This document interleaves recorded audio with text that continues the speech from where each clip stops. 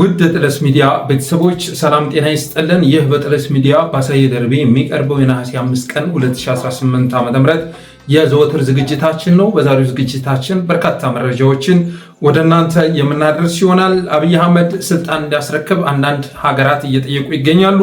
እሱም በተመለከተ የደረሰን መረጃ ወደ እናንተ የምናደርስ ይሆናል። ተስፋ የቆረጠው ኦህዴዳዊ አገዛዝ በአማራ ህዝብ ላይ የሚፈጽመውን ጭፍጨፋ አጠናክሮ ቀጥሏል። በ2-3 ቀናት ውስጥ እንኳ ምን ያህል ጭፍጨፋ ተፈጸመ የሚለውን መረጃ ወደ እናንተ እናደርሳለን። መተከል ላይ ዞብል ተራራ ላይ በርካታ ነገሮች ተከስተዋል። የአብይ አህመድ ሰራዊት እየፈረሰ እየከዳ ይገኛል። እሱም በተመለከተም የደረሰን መረጃ ወደ እናንተ እናደርሳለን።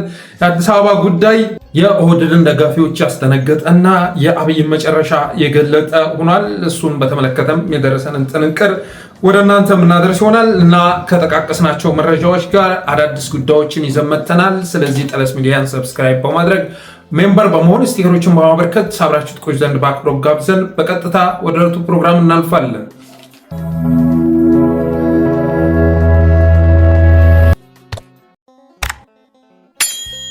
ወደ መጀመሪያው ርዕስ ከመሸጋገራችን በፊት የህንፃ እድሳት እየተሰራ ስለሆነ ለሚፈጠረው የድምፅ ጉድለት አስቀድሜ ይቅርታ መጠየቅ እፈልጋለሁ።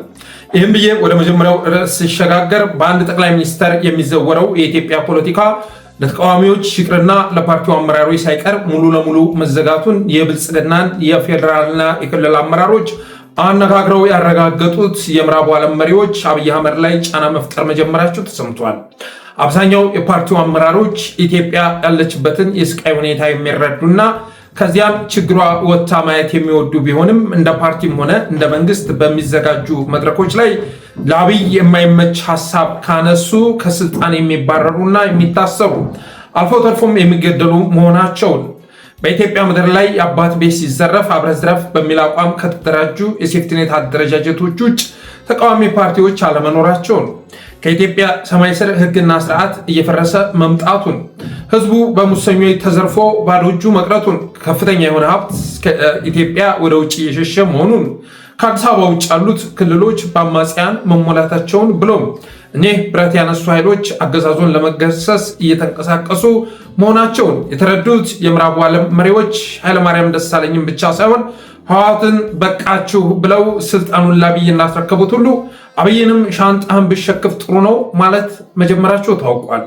በተለይ ደግሞ ከነጩ ቤተመንግስትና ከሀገረ አየርላንድ ወደ 4 ኪሎ የደረሰው የስልክ መልእክት ምክክር የሚለውን ቲያትር ጋብ አድርጎ ስለ ሽግግር ማሰቡ አዋጭ ነው የሚል መሆኑን ከዲፕሎማቲክ ምንጮች የተገኘው መረጃ ያመለክታል። እኒህ ምንጮች እንዳደረሱ መረጃ ከሆነ ያገዛዙን የሀገሪቱም ዋነኛ አጋር የሆነው የአውሮፓ ህብረት ጭምር ቀጠናውን ሙሉ ለሙሉ ሊያተራምስና አገራትን ሊያፈራርስ የሚችለውን የኢትዮጵያን ውስብስብ ችግር ለመፍታት ቀላሉ መንገድ አብይ ላይ ጫና ማድረግ መሆኑን በመረዳት የሰጠንህን ወንበር የምታስረክብ ከሆነ በስልጣን ዘመንህ ለፈጸምከው ሁሉ ተጠያቂ የማትሆንበትን የደህንነት ዋስትና እንሰጥሃለን ማለታቸውን ይገልጻሉ። የምዕራባውያንን አዝማሚያና ፍላጎት የተረዳው ጠቅላይ ሚኒስትርም ከግብፅ ከሱዳንና ከኤርትራ አልፎ ውቅያኖስ በመሻገር ምዕራባውያን ያልተረዱት የኢትዮጵያ ቀመር የሚል ፉከራ በነ ኢቲቪና ፋና በኩል መልቀቅ ጀምሯል። እንደ ምንጮቻችን ገለጻ ከሆነ የአውሮፓ ህብረትም ይሁን የምዕራቡ አገራት እዚህ ድምዳሜ ላይ የደረሱት ኢትዮጵያና ቀጠናውን ከችግር ለማውጣት ብቻ ሳይሆን በቅርቡ ይፋ ይሆናል ተብሎ የሚጠበቀውን የኢትዮጵያ ኃይሎች ጥምረት አመራሮችን አነጋግረው የአብይ ጉዳይ እንዳበቃለት በመረዳታቸው የተነሳ ነው ይላሉ። በተናጠል ሲያካሂዱት በከረሙት ትግል አንዳንዶቹ ክልላቸው ሙሉ በሙሉ ነፃ ሲያወጡ፣ አንዳንዶቹ ደግሞ በርካታ ወረዳና ቀበሌዎች እንደተቆጣጠሩ የተረዱት የምዕራቡ ዓለም አንዳንድ መሪዎች እነዚህ ኃይሎች በትብብር የሚያደርጉት እንቅስቃሴ አብይን ከመገረሰስ ባለፈ ቀጠናውን እንደሚያተራምስና በስደተኛ እንደሚያጥለቀልቃቸው በመረዳታቸው የተነሳ ለውጥ የማያመጣውን ቲያትር ጋባ አድርገህ ስለ እውነተኛ ሽግግር ብታስብ ይሻላል፣ ከዚህ ውጭ ግን ተጨማሪ ደም መፋሰስና ትርምስ አንፈልግም ማለታቸውን ገልጸዋል። ከዚህ ባለፈም በትግራይ ጦርነትና ከዚያ በኋላ በአማራና በወለጋ በመካሄድ ላይ በሚገኘው ጦርነት የሚጠፋው ህይወትና የሚወድመውን ንብረት ስልጣን ለማስረከብና ተጠያቂነት ለማስፈን ከበቂ በላይ ስለሆነ ያልበቃ ብሎ ህዝብን በማነሳሳት የእርስ በርስ እልቂት ለመፍጠር የሚደረገው ሂደት መቆም አለበት ማለታቸውንም እኒሁ ምንጮች አክለዋል። በተለይ ደግሞ የአብይን ምርጫ እንዲታዘብ ተጋብዞ አይመጥነኝም በማለት ሳይገኝ የቀረው የአውሮፓ ህብረት ከዚህ ችግር የመውጫ ብቸኛ መንገዱ ሽግግር ነው የሚል ጽኑ አቋም መያዛቸው የታወቀ ሲሆን አብይ አህመድ ግን አፈሳውንና በድሮን መደብደቡን ብቸኛ አማራጩ አድርጎ እስከዚህ ሰዓት ድረስ ቀጥሏል።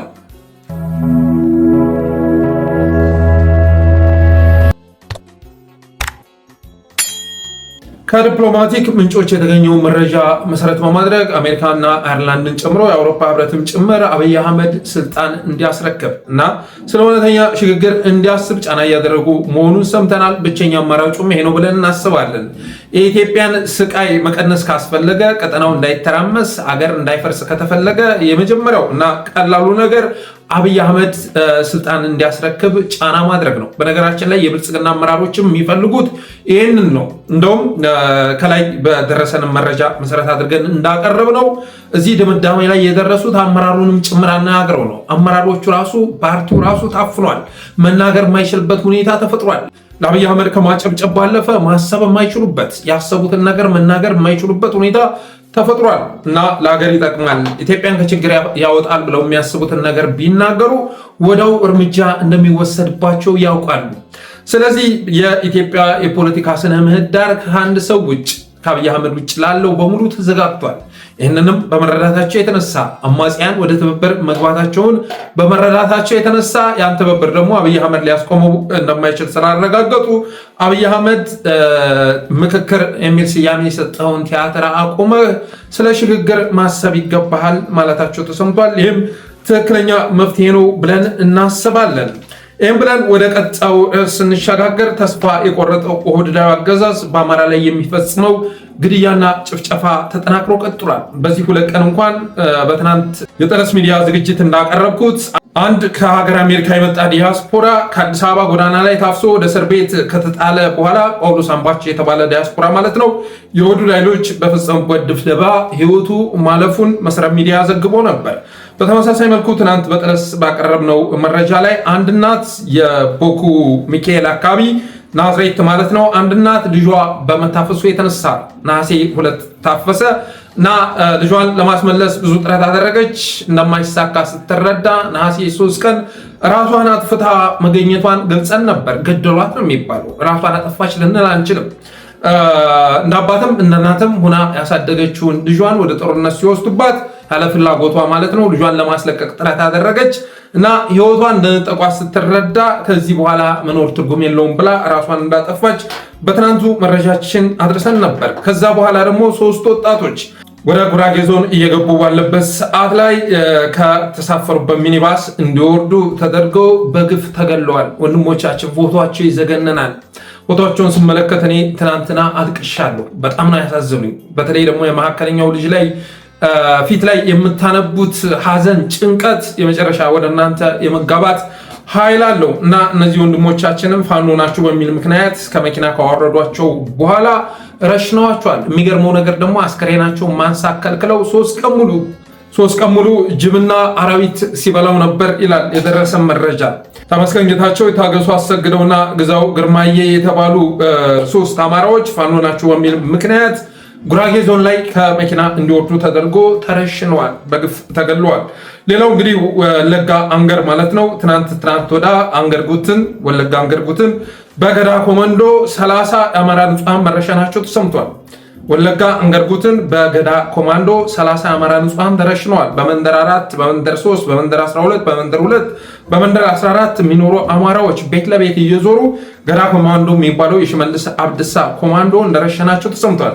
ለዚህ ምክንያቱ ደግሞ ቢዛሞጋ ባደረገው ግጥሚያ ከፍተኛ ጉዳት በማስተናገዱ የተነሳ ቢዛሞጋ ባደረገው ዘመቻ ጊዳያና አካባቢ 60 ተደምስሶበታል። 60 የገዳ ኮማንዶ ተደምስሷል። በርካቶች ቆስለዋል፣ ተማርከዋል። 42 ክላሽ ገቢ ሆኗል። 1 ብሬን ገቢ አድርገዋል። ቢዛሞ ክፍለ ጦር አቤ ደንጎሮም ላይ በተካሄደ ግጥሚያ እንደዚሁ 30 ተካትሟል። 30 ገዳ ኮማንዶ ሲካተም 15 ክላሽ ገቢ ማድረጋቸው ሲገለጽ ነበር። በዛ ብስጭት ወደ ከተማ ከተመለሱ በኋላ ህዝቡን ጨፍጭፏል። በዚህም ጥቃት ከ30 በላይ አማራዎች መረሸናቸው ታውቋል። ይሄ ሁሉ እንግዲህ 3 ቀን 4 ቀን ባልሞላ ጊዜ ውስጥ የተፈጸመ ጭፍጨፋ ነው። በአማራ ክልል ደግሞ በየቀኑ በሚባል መልኩ ንጹሃን እየተገደሉ ይገኛሉ። አማራ ምድር ላይ አሁን ላይ ግድያ ሐላል ሆኗል፣ ኖርማል ነገር ሆኗል። ማንም ርዕስ የሚያደርገው የለም። ምክንያቱም ብአዴን የሚያስተዳድረው ክልል በመሆኑ የተነሳ ክልል ውስጥ የሚፈጸምን ጭፍጨፋ ያድበሰብሰዋል፣ ይጋርደዋል እንጂ አማራ ምድር ላይ በየቀኑ የመረሸን ከህግ ውጭ እርምጃ መውሰድ የተለመደ ነገር ሆኗል። በተረፈ ግን ማን ገደላቸው በሚለው ጉዳይ ላይ ለማጣራት ስንሞክር ከኦሮሚያና ከማዕከላዊ ኢትዮጵያ የተውጣጣው ኮማንድ ፖስት እርምጃ እንደወሰደባቸው ሰምተናል። እንግዲህ ከኦሮሚያና ከአንዳንድ አካባቢዎች ያፈገፈጉ ወደ ጉራጌ ዞን የሚገቡ ታጣቂዎችን የሚቆጣጠር ኮማንድ ፖስት ተዋቅሮ ነበር ይላል። ይሄ ኮማንድ ፖስትም ከሚኒባስ እንዲወርዱ ካደረገ በኋላ እርምጃ እንዲወሰድባቸው ትእዛዝ ሰጥቷል ይላል። የማዕከላዊ ኢትዮጵያ ሰላምና ጸጥታ ቢሮ አቶ ተመስገን ካሳም የሚከተለውን ንግግር ሲያደርግ ነበር። እስኪ ሰምተነው እንመለስ። ላችን ከበርካታ መዋቅር ጋር የሚያዋስነው ከኦሮሚያ ጋር ነው። ኦሮሚያ አካባቢ ላይ ደግሞ በክልል ውስጥ መንግስትና ጸጥታ ኃይሉ በወሰደው እርምጃ እየተበተነ ወደ ሁሉም አካባቢ የመበተን ነገር አለ። ስለዚህ አንዱ አካባቢ ላይ ጉዳት ሲደርስበት ወደ ሌላኛው ማህበረሰብ ውስጥ እየገባ መደበቅ ይስተዋል ነበር ማለት ነው። ስለዚህ ይህን ለመመከት ከነዚህ ከአጎራባች አካባቢዎች ጋር ከአጎራባች ክልሎች ጋር እቅዳቅደን በጋራ መስራት አለብን ብለን በጋራ ሰራን ማለት ነው። የማዕከላዊ ኢትዮጵያ የሰላምና ጸጥታ ቢሮ ኃላፊ አቶ ተመስገን ካሳ የተናገረው እንደሰማችሁ ነው። እንግዲህ ከኦሮሚያ ክልል ጋር በመሆን ታጣቂዎችን የመቆጣጠር ስራ እንሰራለን፣ ከአጎራባች አካባቢዎች እየሸሹ ማዕከላዊ ኢትዮጵያ ጉራጌ ዞን ውስጥ እየተደበቁ ስለሆነ እርምጃ እንወስዳለን በማለት ሲናገር ነበር። ስለዚህ እነዚህ ወንድሞቻችን ላይ ምንም የማያውቁ ወንድሞቻችን ላይ እርምጃ የወሰደባቸው ከኦሮሚያ ክልልና ከማዕከላዊ ኢትዮጵያ የተውጣጣው ኮማንድ ፖስት መሆኑን የደረሰ መረጃ ያመለክታል። በተረፈ በዚህ ዞን ውስጥ በአማራዎች ላይ የሚፈጸምን ግፍ በተመለከተ ቢቢሲ በሰራው ዘገባ ነዋሪዎቹን አነጋግሮ የሚከተለውን ዜና ማውጣቱ የሚረሳ አይደለም።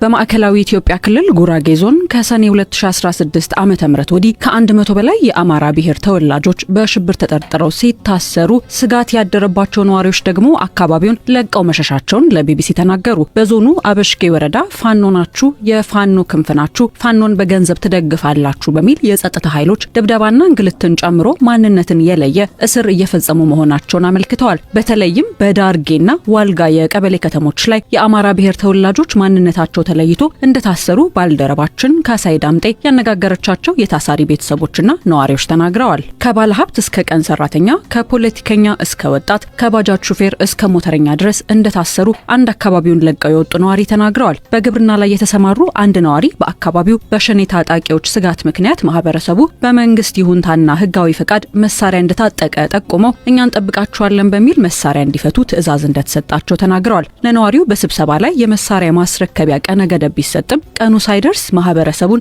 ፋኖ ነው በሚል ስም በመስጠት እስርና ወከባ መጀበሩን ገልጸዋል።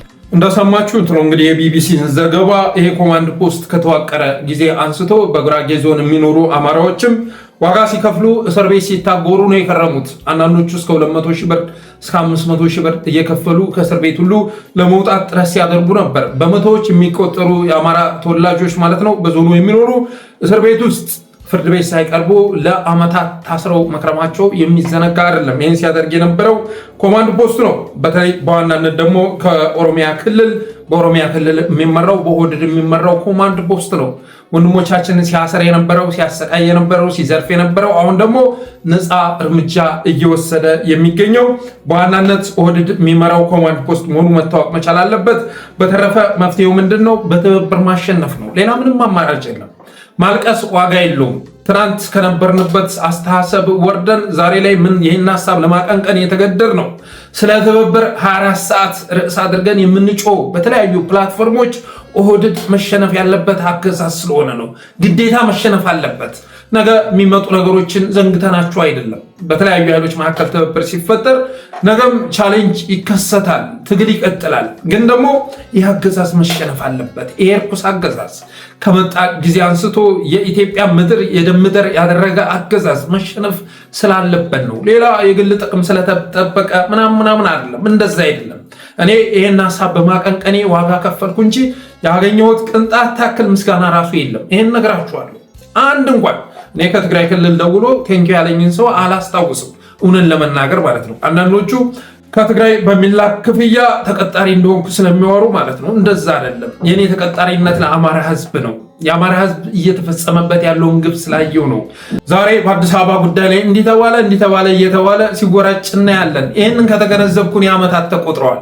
አዲስ አበባ ፌዴራል መስሪያ ቤት ውስጥ ነበር የምሰራው። እስር ቤት ታሰርኩ። ከእስር ቤት ስመለስ ስንብት ተለጥፎ አገኘሁ ማለት ነው። ከዛ ተከራክሬ ስመለስ ከ3 ከ4 ወር በኋላ ስመለስ መስሪያ ቤቴ በማላቃቸው ሰራተኞች ተጥለቅልቋል። ፌዴራል መስሪያ ቤት ነበር የምሰራው። በማላቃቸው ሰራተኞች ተጥለቅልቋል። ሁሉም ሚኒስቴር መስሪያ ቤት ውስጥ ስትሄድ በአንድ ጊዜ ነው ለውጥ ያካሄዱት። በአንድ ጊዜ ማለት ነው። ክፍት የነበሩ ቦታዎችን ከመቆጣጠር ባለፈ በሌሎች የተያዙ ቦታዎችንም ሪፎርም እንሰራለን እያሉ ያስወገዱ ሲቆጣጠሯቸው ተመለከቱ። የዲሞግራፊ ለውጥ እየተሰራ መሆኑን ተመለከቱ። እኛን ሰሜን ላይ እያባተሉ ጦርነት ለኩሰው ማለት ነው። ከዛም ክልላችን ላይ ወረራ ፈጽመው አዲስ አበባ ላይ የሚሰሩትን ነገር ስመለከት አገር አፍራሽ የሆነ ስርዓት መምጣቱን ተረዳሁ። አንድ አጀንዳ ለማስፈጸም ብሎ ጥቃት የሚፈጽም የንጹሐንን ደም የሚያፈስ እርኩስ አገዛዝ ወደ ስልጣን መምጣቱን ተረዳው። ሁሌ ተመልከቱ። ለምሳሌ ሰሞኑን በአዲስ አበባ ጉዳይ ላይ ጫጫታ ሲፈጠርባቸው ነው እንግዲያ የፈጸሙት። እውነት እላችኋለሁ እንደዛ ነው። የይሁድና አስተሳሰብ ከተረዳችሁት እንደዛ ነው። በአዲስ አበባ ጉዳይ ላይ በጣም ጫጫታ እየተፈጠረ ስለሆነ ያን አጀንዳ ለመቀልበስ ብለው ያደረጉት ነው። ምክንያቱም ሰዎቹ እንደ ሰው የሚያስቡ አይደሉም። የመጨረሻ ሰው ለመባልም እኔ ይበቃሉ ብዬ አላስብም።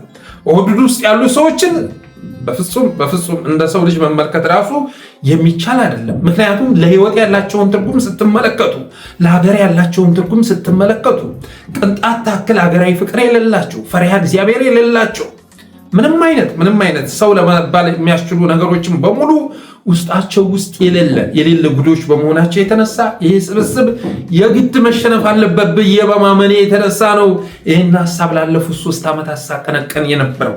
አሁንም ቢሆን አማራጩ በትብብር ማሸነፍ መቻል ነው። ኢትዮጵያውያን ልዩነታችንን ወደ ጎን አስቀምጠን እየመጡ ያሉ ነገሮችን፣ አደረጃጀቶችን በማክሸፍና በማጨናገፍ ፈንታ ልንተባበር ይገባል፣ ልንተጋገዝ ይገባል። የጋራ ሀገራችንን እያጣን ነው፣ ተነጣጥለን እየጠፋን ነው። ስለዚህ ኦህዴድ ደግሞ ከምንም በላይ የሚጠላውም የሚፈራውም የኛን አንድነት ነው። አንድነታችንን በማጠናከር በጉራጌው ላይ የሚፈጸመው ጭፍጨፋ በኔ ላይ የሚፈጸም ነው፣ በአማራው ላይ የሚፈጸም በኔ ላይ የሚፈጸም ነው፣ በተጋሩ ላይ የሚፈጸም በኔ ላይ የሚፈጸም ነው የሚል አስተሳሰብ ማዳበርና ይህን አገዛዝ ለማስወገድ በየትኛውም መልኩ ቢሆን በምንችለው አቅም ልክ መረባረብ ያስፈልጋል። ይሄ ነው መፍትሄው። ሁለተኛው እንግዲህ ለመብት ተሟጋች ድርጅቶች ማድረስ ነው። የተረሸኑበትን ፎቶም ጭምር ስላለ ወጣቶቹ ከሚኒባስ ከወረዱ በኋላ የተነሱት ከተረሸኑ በኋላ ደግሞ በጭንቅላታቸው ትክል ብለው የተነሱ ፎቶ ስላለ ያንን ደግሞ ለመብት ተሟጋቾች ማድረስ ያስፈልጋል። በተረፈ ሌላው እንግዲህ የወንድሞቻችን ግድያ ከተሰማበት ጊዜ አንስቶ ስኳድ የተባለ ግብስብስ ቡድን የሌለ ዝባዝንኬ እየደረተ ይገኛል። ወንድሞቻችን የሚገደሉት ወያኔ ሲዘራ በኖረው 27 ዓመት ሙሉ የዘራው ጥላቻ ፍሬ ስላፈራ ነው እያሉ ይገኛሉ። ኦህዴድ ቢረሽናቸውም ተጠያቂው ወያኔ ነው እያሉ ይገኛሉ። ይህ ግብስብስ ቡድን የኦህዴድን አረመኔነትና ጭካኔ ለመጋረድ እየተጋጋጠ ይገኛል። በወንድሞቻችን ደም ሳይቀር ቁማሩን እያደራ ይገኛል። ደግነቱ ግን አብሮ የሚጠረግበት ጊዜ እየመጣ መሆኑ ያጽናናል። አስባችሁታል? ህወሓቶችን ከማስወገድ ባለፈ እዛው የተደበቁበት ድረስ ሂዶ እና አባይ ፀሐየን እነ ስዩም መስፍንን ረሽኖ የተመለሰው አብይ አህመድ የፈለገውን ነገር ማድረግ የሚችልበት ስልጣን ከመዳፉ አስገብቷል።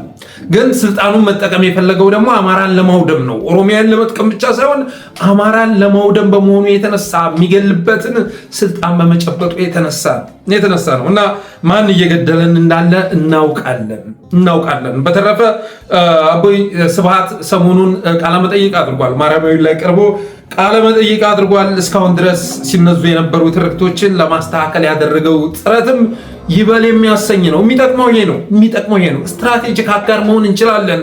በትግራይና በአማራ ህዝብ መካከል ያን ያህል የልዩነት ተቃርኖ የለም።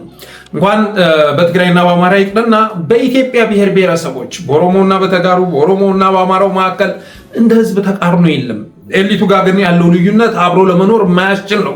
እኔ የገባኝ ይሄ ነው። ከኦሮሞ ልሂቃን ጋር በተለይ ደግሞ የፖለቲካ ኤሊቱ ጋር አብሮ መኖር የሚቻልበት ሁኔታ ጠባብ መሆኑን ተረድቻለሁ። ጠባብ ማለት ነው። ምክንያቱም ራሳቸውን ከመጥቀም ባለፈ ማውደም የሚፈልጉት የህብረተሰብ ክፍል አለ። ራሳቸውን ሰላም ከማረጋገጥ ባለፈ ጦርነት እንዲቀሰቀስበት የሚፈልጉ ቀጠና አለ። በታሪክ አንስማማ። ሃይማኖታችንን እንዴት እንደሚመለከቱት ተመልከቱ። ለቋንቋችን ያለውን አስተሳሰብ ተመልከቱ። ባህሎቻችንን እንዴት እንደሚያራክሷቸው ተመልከቱ። እያንዳንዱ መገለጫ የሚባለውን በተለይ ደግሞ ኢትዮጵያ የምትኮራባቸውን እሴቶች፣ ቅርሶች በሙሉ እንዴት እንደሚያንቋሽሹ አሁን ደግሞ ከማንቋሸሽ ወጣ ሲባሉ ደግሞ መቀማት መንጠቅ ማለት ነው። ገዳ እዚህ ጋር ያለውንና ላሊበላን አነጻጽሮ ላሊበላን የሰራ ነው እኛንን አክሱምን ማለት ነው። አክሱምን የሰራ ነው እኛንን ማለት ላሊበላን የሰራ ነው እኛንን ማለት እስከ ኤርትራ ድረስ ሂዶ መሬት ማፈላለግ፣ ምድር ለመንጠቅ ጥረት ማድረግ፣ ፍጡርን ለማጥፋት መረባረብ እና የዚህ ፖለቲካል ኤሊት ፍላጎት እንኳን ከኢትዮጵያውያን ጋር ይቅርና ከሱዳኖች ጋር የሚጣረሱናል፣ ከኤርትራ ጋር የሚጣረሱናል። ኤርትራም ወደ ጦርነት እያስገቧት የሚገኘው እነዚህ ሰዎች የደቀኑባት አደጋ ነው። ስለዚህ እኔ ትናንትና የስብሃት ነጋ ያደረገውን ቃለመጠይቅ ሙሉ ለሙሉ አይቼዋለሁ። ይበል ብያለሁ። በጣም ወሳኝ ነው። አብይ አህመድን የሚገልጽበት መንገድ መንግስት ተብሎ የሚጠራ እኮ አይደለም። ብልጽግና እኮ ፓርቲ ተብሎ የሚጠራ አይደለም። የኪራይ ሰብሳቢዎች ፓርቲ ነው፣ የሌቦች ማህበር ነው በማለት ሲገልጸው ተሰምቷል። ከዛ ውጭ ግን ትናንትና ትግል ሜዳ ውስጥ ላይ አማራን ጠላት ብለው የፈረጁ ኃይሎችን እርምጃ እንደወሰዱባቸውና እንደረሸኗቸው ጭምር ሲገልጽ ነበር። ይህንን ቆርጠው እስኳድ ደመሰስናቸው የሚለውን ቆርጠው ፖለቲካ ሊሰሩበት ሲጋጋጡ ነበር። ግን የተባለው እንደዛ አይደለም። ሙሉ ንግግሩ እንዲህ የሚል ነው። ሁሉም የኢትዮጵያ ሕዝብ እንደተበደለ በ67 የወጣ ነው። 68 ዓመተ ምህረት የመጀመሪያው መስራቹ ጉባኤ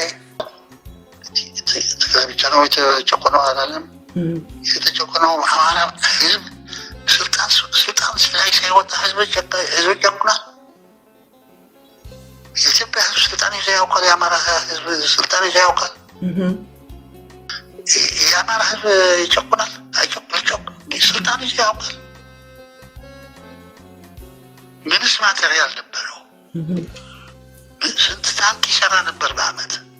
ስንት ጆቶች ያመርት ነበር? ጫማ እንኳን ሊሰራ አይችልም። ሁሉ በኩላችን ጫማ እንሰራ አንደርስታንድ የሰማሁት ነው ይሳ በደንብ። ስለዚህ ሊጨቁን ስልጣን ሳይዝ ስልጣን ጠቅላላ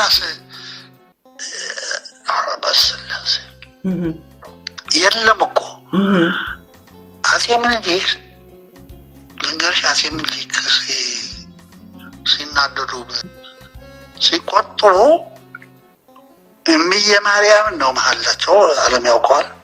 ሁለተኛ ማስረጃ አንድ ግግሓት የሚባል ግንባር ግግሓት ትግራይ የሚባል አንድ ጓደኛዬ ዮሐንስ የሚባል የሚመራው ነበረ እና ተነጋገሩ። የሸዋ አማራ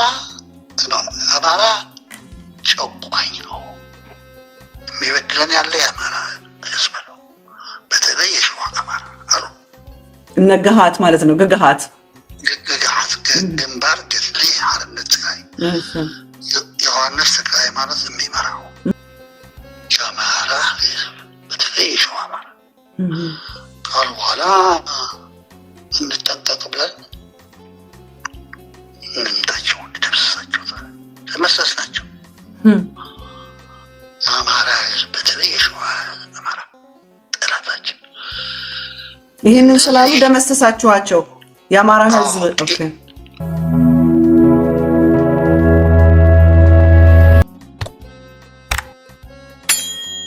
ዛሬ በመተከል ዞን ግልገል በለስ ከተማ ጉምዝ ኃይሎች በጋራ ማለት ነው ባደረጉት ኦፕሬሽን በአካባቢ የነበረውን መከላከያ እንደ ቅጠል አርግፈውታል ይላል የደረሰ መረጃ። በምርኮ የተንበሻበሸበትን ዘመቻ ማድረግ ችሏል። ከተማዋንም ተቆጣጥሮ የሚፈልገውን ኦፕሬሽን ተግብሮ መመለሱ ተሰምቷል። ዛሬ በግልገል በለስ ከተማ ባካሄዱት ኦፕሬሽን መከላከያ ላይ ከባድ የሆነ ጉዳት አጥሰው በምርኮ መንበሻበሻቸውን ዘምተናል። ዞብል ተራራን ጥምር ጦሩም እንደዚሁ እንደተቆጣጠረው የደረሰ መረጃ ያመለክታል። ራያ አካባቢ ያለው የብልጽግና ኃይል እየፈረሰ ይገኛል። አባቴ እየፈረሰ የታፍሶ ያለምንም የትግል ምክንያት የዘመተ በጦርነት ውስጥ የላሸቀ ሰራዊት ገና ሳይተኮስ እየፈረሰ ይገኛል። እየፈረሰ እየተበታተነ ማለት ነው። እና በራያ ዞብል ትናንት ብቻ 79 መከላከያ ከርቶ ወደ ቲዲኤፍ እና ወደ ፋኖ መቀላቀሉን የደረሰ መረጃ ያመለክታል። በአንድ ቀን ብቻ 79 የመከላከያ ሰራዊት አባላት መክዳታቸው ተሰምቷል። የመከላከያ ሻምበል መሪውን ጨምሮ 11 ያገዛዙ የሰራዊት አባላት አፋብን ቴዎድሮስስ 201ኛ ኮር 74ኛ ክፍለ ጦርንም መቀላቀላቸውም እንደዚሁ የጠለስ ምንጮች ገልጸዋል። 4 መከላከያ፣ 3 አድማ ብተና፣ 2 ፖሊስ፣ 2 ሚኒሻ በድምሩ 11 የአገዛዙ ኃይሎች ከርተው 201ኛ ኮርን 74ኛ ክፍለ ጦርን ተቀላቅለዋል። በስም ዝርዝር ጭምር ነው ተደግፎ የወጣው መረጃው። ገለቱ የተባለ የመከላከያ ሻምበል መሪ ጨምሮ መርጋ ፍቅሩ ጋንታ መሪ እንዲሁም 4 መከላከያ፣ 3 አድማ በታኝ፣ 2 ፖሊስ፣ 2 ሚኒሻ ፋኖን መቀላቀላቸውን የጠለስ ምንጮች ገልጸዋል።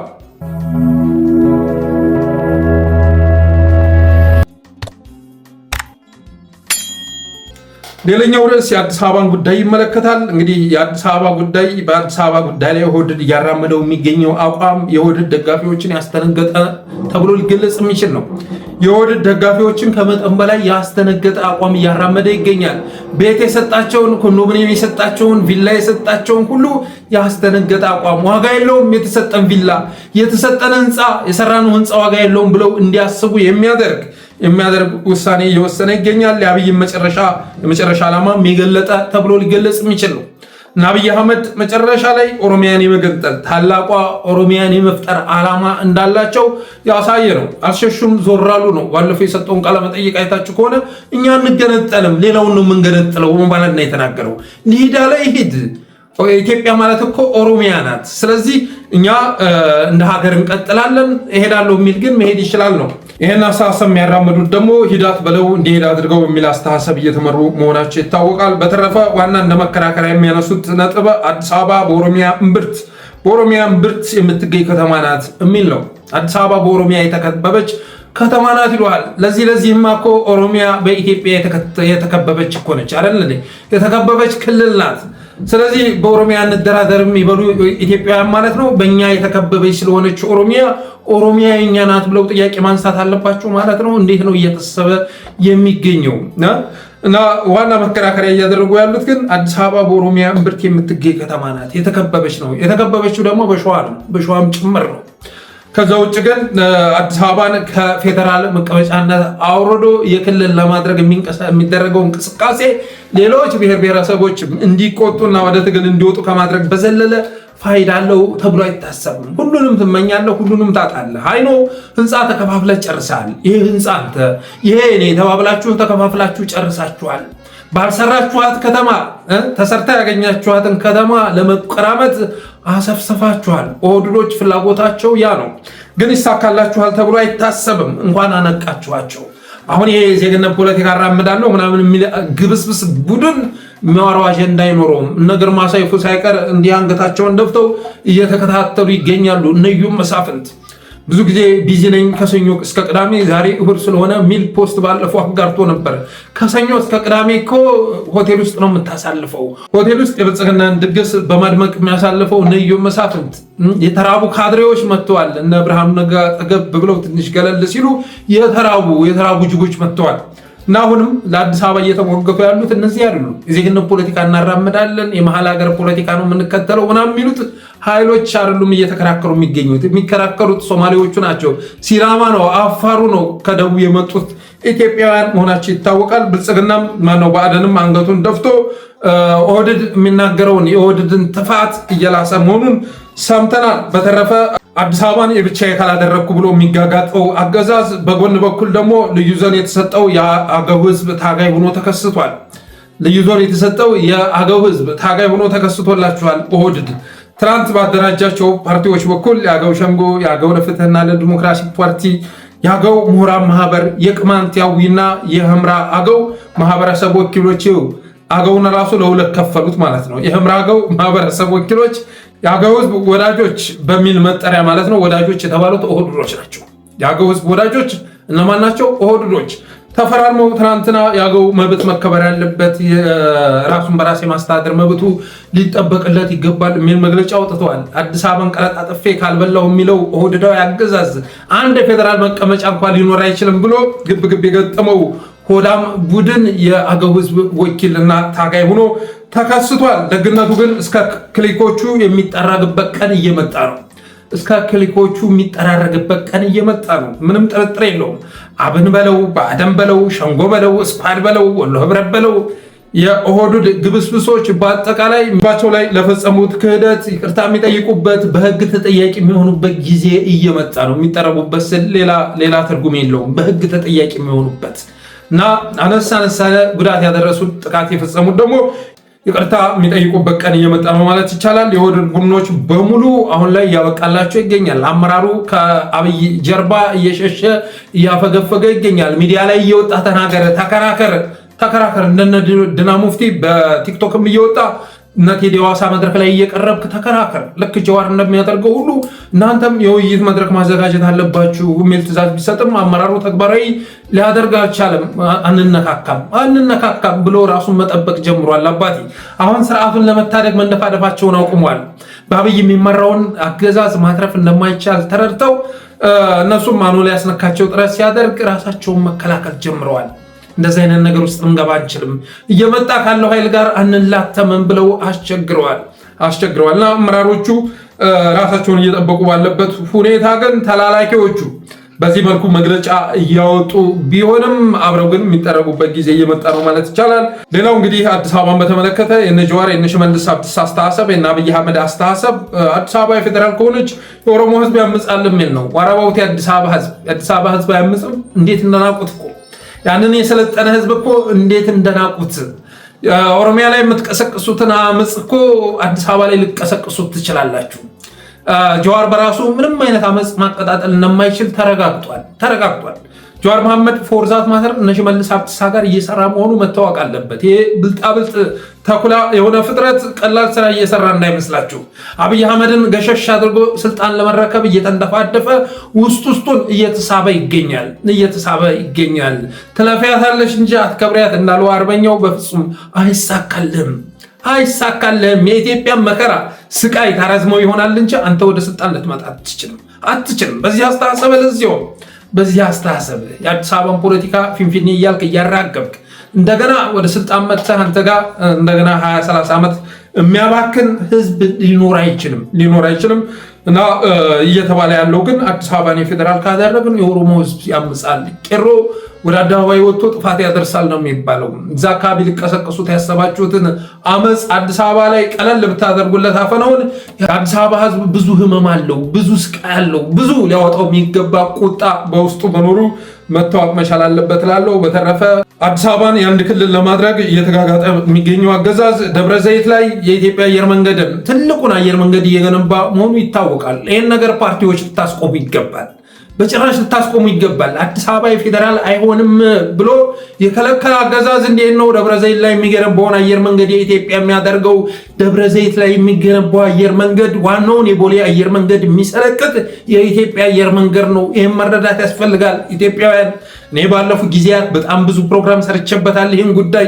ቢሸፍቱ ላይ የሚሰራው በኢትዮጵያ ስም የኦሮሚያ አየር መንገድ ነው። እየነገርኳችሁ ነው። የኦሮሚያ አየር መንገድ ነው። አገራችን ተሽጣ በርካታ ቢሊዮን ዶላር ብድር አምጥታ የምትገነባው አየር መንገድ የኦሮሚያ ነው። ይሄ ማወቅ ያስፈልጋል። ቦሌ አየር መንገድን የሚደፍቅ የኦሮሚያ አየር መንገድ ነው እየገነቡ የሚገኙት። አዲስ አበባን የኦሮሚያ የሚያደርግ አገዛዝ በአዲስ አበባ ዙሪያ የተሰሩትን ኮንዶሚኒየሞች በሙሉ ሰብስቦ ኦሮሚያ ውስጥ ያስገባ አገዛዝ እንዴት ነው ደብረ ዘይት ላይ ያለን አየር መንገድ የኢትዮጵያ ሊያደርግ የሚችለው? ፓርቲዎች ይህን ጉዳይ ልታወግዙት ይገባል። አቅጣጫ ልትሰጡበት ይገባል። መተማመኛ ሊሰጥ ይገባል። እርግጥ ነው አገዛዙ የሚወገድ መሆኑ ይታወቃል። እኔ ያስቀመጥኩት የራሴ የሆነ ጊዜ ሰሌዳ አለኝ። የአገዛዝ ስልጣን ላይ ሊቆይ የሚችለው እስከዚህ ጊዜ ድረስ ነው ብዬ ያስቀመጥኩት አለ። ሆኖም ግን ስልጣን ላይ እስካለ ድረስ ሌሎች እንደ እናት ፓርቲ እንደ ኢህአፓ ያሉ ፓርቲዎች ልትሰሩበት ይገባል። አዲስ አበባ ላይ የሚሰራው ነገር አሁን ላይ ያራመዱት የሚገኘው አቋም ለብዙ ነገሮች የማንቂያ ደወል ሆኖ የሚያገለግል ስለሆነ የደብረ ዘይት አየር መንገድ ጉዳይ መግለጫ ሊወጣበት የሚገባ ነው ብዬ አስባለሁ። በተረፈ አዲስ አበባ ህንፃ ተከፋፍለው ጨርሰዋል። ብቸኛ አማራጩ ማሸነፍ ብቻ ነው። ኦህዴድን ከማሸነፍ ውጭ አማራጭ የለም። ማሸነፍ ነው። በትብብር ፓርቲዎችን መተባበር አለባችሁ። ሌሎች ማህበራት መተባበር መቻል አለባችሁ። በውጭ ሀገር ያላችሁ አማራ ማህበራት ባለፈው ተሰባስበዋል። እንደ ኢትዮጵያ ደግሞ መተባበር ያስፈልጋል። በተጋሩና በአማራዎች መካከል እንደዚሁ ሌሎችንም ጭምር በማካተት መንቀሳቀስ ያስፈልጋል። ባለንበት ዘመን ከወዲህ ጋር ተሰልፎ ጸረ ሰሜን ትርክት የሚያነበንብ ዲያስፖራ ሊኖር አይገባም። ባለፈው ጸጋዬ አራርሳ የጥላቻ ንግግር አደረገ። በአውስትራሊያ ያላችሁ ማህበራት ልትሰሩበት ይገባል። ግልጽ የሆነ በአዲስ አበባ ህዝብ ላይ የታወጀ የጥፋት አዋጅ እኮ ነው ጸጋዬ አራርሳ የተናገረው። ህግ የለም እንዲ አውስትራሊያ ላይ ሆኖ ኢትዮጵያ ላይ እልቂት መቀስቀስ ይቻላል? በዛ ደረጃ ህዝብ ላይ ራስን የትጥቅ ድርጅት መሪ አድርጎ እንደዚህ አይነት ንግግር ማድረግ ይቻላል እንዴ? ይህንን ልትሰሩበት ይገባል። ሌላ የዲያስፖራ ማህበር ሰብሳቢ ተብሎ ወደ አገራዊ ምክክር የመጣው ሰውዬ የተናገረውን የሰማችሁ ይመስለኛል። ገለባ እያለ ሲሳደብ ነበር ዲያስፖራው።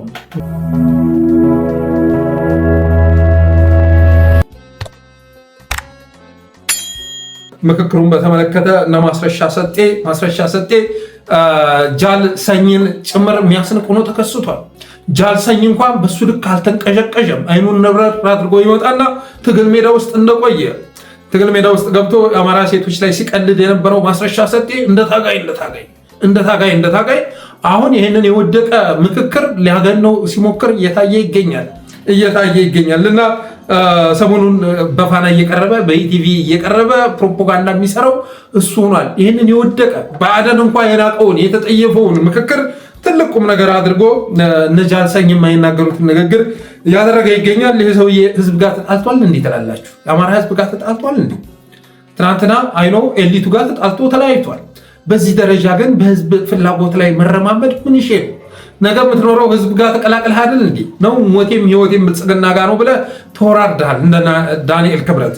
ስለዚህ ወገን ዘመድ ካላችሁ ተው ልትሉት ይገባል። ተው እስኪ አርፈህ ተቀመጥ። አንድ ጊዜ ባንዳ ሆነሃል፣ ገብረሃል። ቢያንስ እንኳ ክብሩን የጠበቀ ባንዳ ለመሆን ጥረት አድርግ በሉት። አብን ውስጥ ያሉ ሰዎች አይታችኋል። እነጋሻውና ጧሂራን አይታችሁ የሱፍን ስትመለከቱ ልዩነት መኖሩ ይገባችኋል። ቢያንስ እንኳ ይሄኛው ክብሩን የጠበቀ ባንዳ ነው፣ ክብሩን የጠበቀ ከሃዲ ተብሎ ሊገለጽ የሚችል ነው።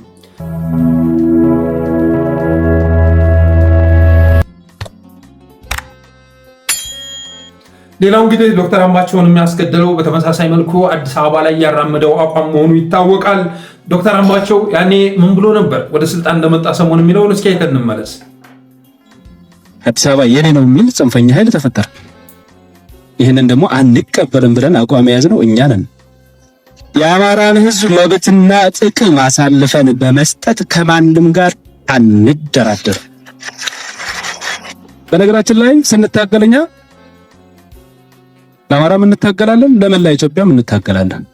እኛ የነዛ ታሪክ ሰሪ ልጆች ነን። አዲስ አበባ ላይ የተነሳው እኮ ውዝግብ በልዩ ጥቅም ምክንያት አይደለም፣ በባለቤትነት ምክንያት ነው። አዲስ አበባ የኔ ነው የሚል ጽንፈኛ ኃይል ተፈጠረ። ይህንን ደግሞ አንቀበልም ብለን አቋም የያዝነው እኛ ነን።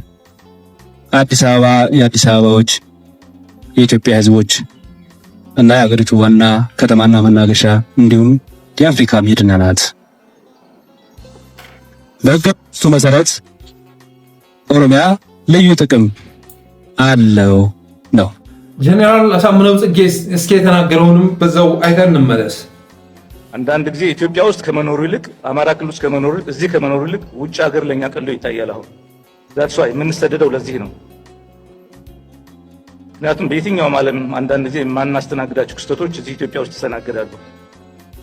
ሌላ ቦታ ስንሄድ ደግሞ እፎይ ብለን እንኖራለን። ስለዚህ እዚህ ጋር መታረም ያለበት ስህተት አለ ማለት ነው። እሱን ማረም ተገቢ ይሆናል። ምክንያቱም ማናችንም ቢሆን የሌላውን ነፃነት ለመጋፋት በሞከርን ቁጥር የዚያኑ ያክል የኛን ነፃነት ነው የምንጋፋው። አንዳንድ ጊዜ ተስፋ የቆረጠ ማህበረሰብ ስንፈጥር ተስፋ ያላቸውን ድርጅቶችና ህልሞች ሁሉ ነው አብሮ የሚያመክነው።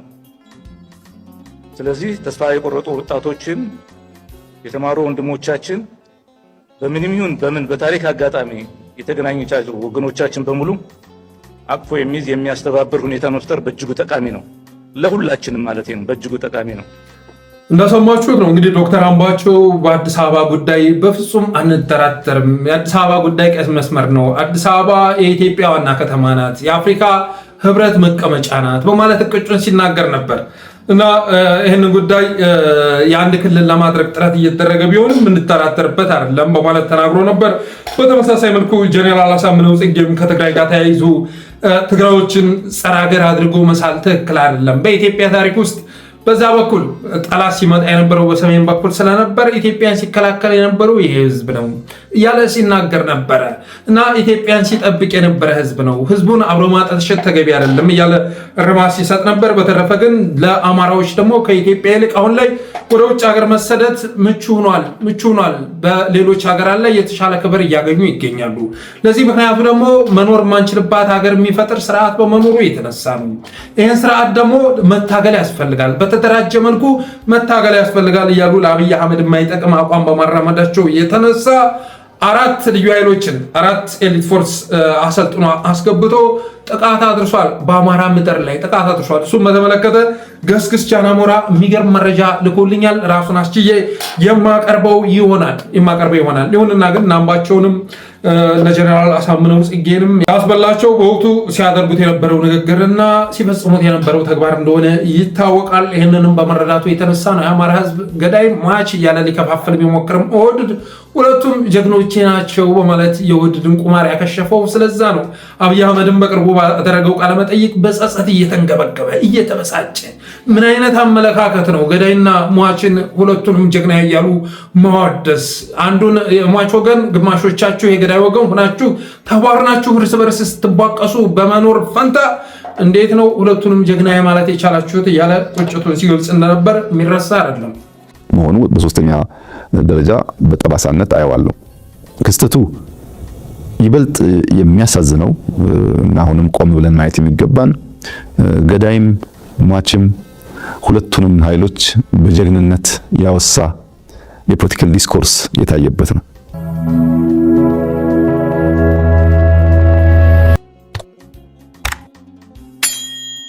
ሌላው የደረሰ መረጃ የኮሪደር ልማት ጽሕፈት ቤትን ይመለከታል። የኮሪደር ልማት ጽሕፈት ቤት በአንድ ብሔር የተሞላ ነው ይላል። በአንድ ቋንቋ ተናጋሪዎች የተሞላ ነው። ብጣቂ ስራ ቴራዞ ያነጠፈ ኮብልስቶን ያነጠፈ ብጣቂ ስራ እያሰሩ እስከ 200 ሚሊዮን ብር ሲከፈል የነበረበት 200 ሚሊዮን ከከፈሉ በኋላ 50 ሚሊዮኑ ለባለሀብቱ ይሰጣል፣ 150ው ለባለስልጣኑ ይከፈላል።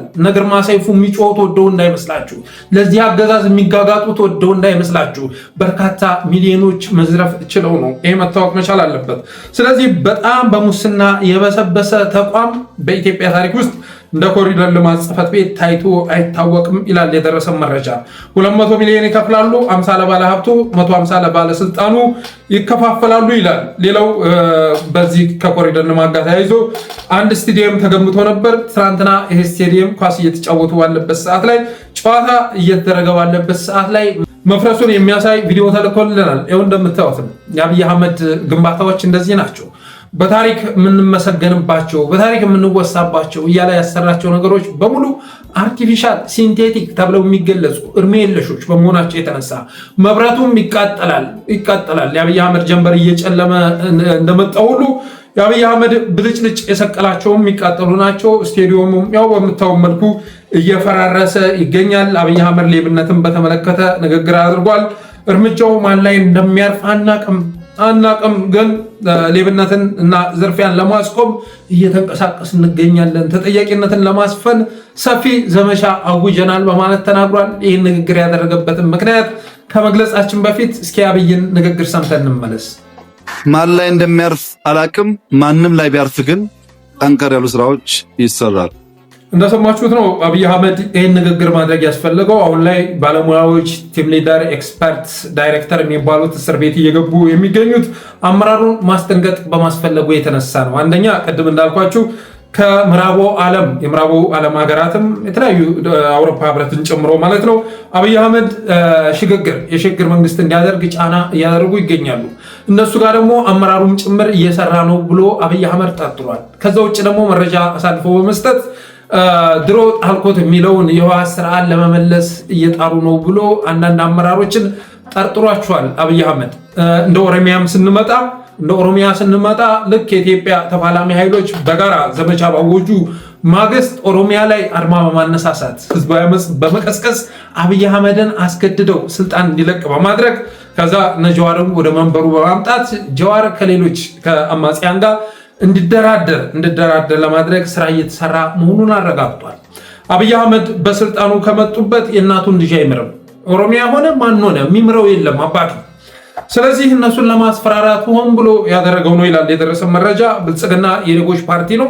ስለዚህ ዳይሬክተሩ ሲታሰር፣ ኤክስፐርቱ ሲታሰር፣ ቲም ሊደሩ ሲታሰር፣ ሚኒስተር ዴታው ሚኒስተሩም አይምሮ ይባትላል እና እኔስ መቼ ታሰር ይሆን እያለ መጠበቅ ይጀምራል። ሴራ በመጥበቅ ፈንታ እኔስ የምታሰረው መቼ ይሆን እያለ መጠበቅ ይጀምራል በሚል አስተሳሰብ የእነሱን አይምሮ ቆልፎ ለማስቀመጥ የጀመረው ዘመቻ መሆኑ ይታወቃል እንጂ ሌብነትን እንታገል ከተባለ በቅድሚያ በቁጥጥር ስር መዋል ያለበት አብይ አህመድ ነው። በቅድሚያ ማለት ነው። በአንድ ሪል ስቴት ብቻ 15 ቢሊዮን ዶላር ማፍራት ይቻላል። 15 ቢሊዮን ዶላር መሰለኝ።